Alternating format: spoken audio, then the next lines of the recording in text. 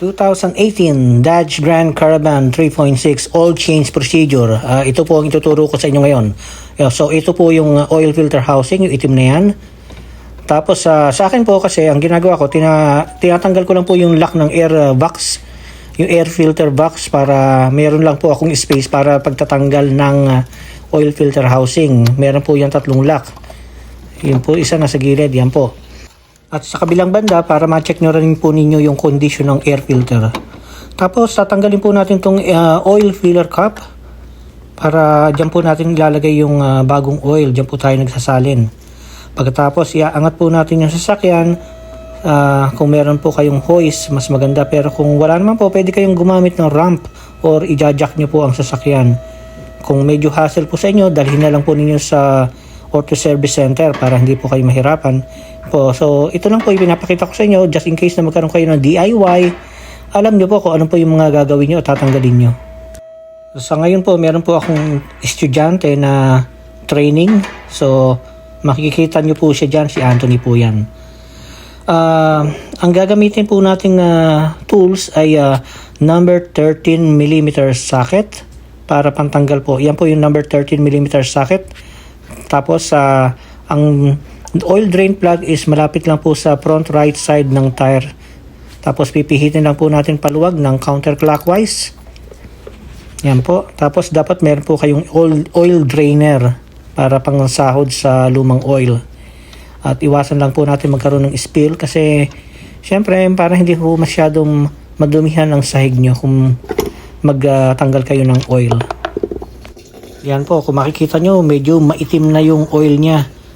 So, we recommend na palitan po ang oil every 8,000 km using 5W20 synthetic oil para dito sa 2018 Dodge Grand Caravan. So, yan po ang aking trainee na si Anthony. Siya po ay isang Italian. So, ako rin naman po ay isang Italiano from Ita at Bicolano. Tapos ibabalik na po natin yung oil drain plug.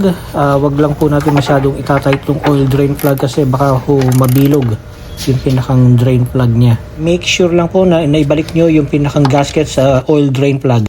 So tatanggalin po natin itong oil filter housing using number 24mm socket. Yan po yan. Bali po ang oil filter nito ay hindi po kagaya ng mga dati na may metal oil filter. Ito po ay cartridge. Meron lang po pinapalitan na element sa loob. Ito po yan. Ayan po. So yung pong housing is reusable. So ang gagamitin po natin dyan is AC Delco oil filter. Tapos tatanggalin din po natin yung lumang o-ring. Papalitan po natin yan ng bagong o-ring para sigurado po na hindi po magkakaroon ng leakage. So iyan po dapat maging practice po na laging papalitan ng o-ring. Tapos po nito ay i-lubricate po natin yung o-ring para hindi po magkaroon ng o maputol while tightening the oil filter housing. Kasi minsan po pagka maganit at walang lubrication, nag-i-snap po yung oil o-ring yung o-ring niya. So ito po, babalik na po natin yung oil filter. Itatight din po natin yan, hand tight lang po. Basta pag lumapat po, kasi o-ring po yan, hindi nyo po kailangan higpitan masyado. Gagamitan po natin yung number 24mm socket, pero hand tight, hindi po sobrang higpit. Pwede po kasi mag-crack yung housing kasi plastic lang po yung housing niya. Okay po.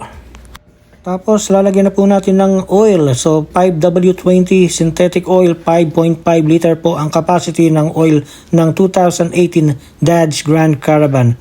Tapos po niyan, i-check lang po natin yung oil level dipstick kung nasa specified level na po.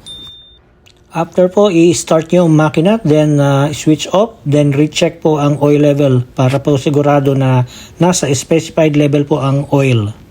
After nyo pong makumpleto ang oil change, pwede nyo pong linisin na lang ang engine compartment para compliments lang po sa mga customers.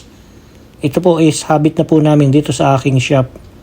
So, dito na po natatapos ang aking video. Maraming salamat po. Kung hindi pa kayo nakaka-subscribe sa aking channel, please subscribe po and like my video. Maraming salamat po sa inyong lahat. Ako po si Anthony Jimenez ng Drive Shop Automotive.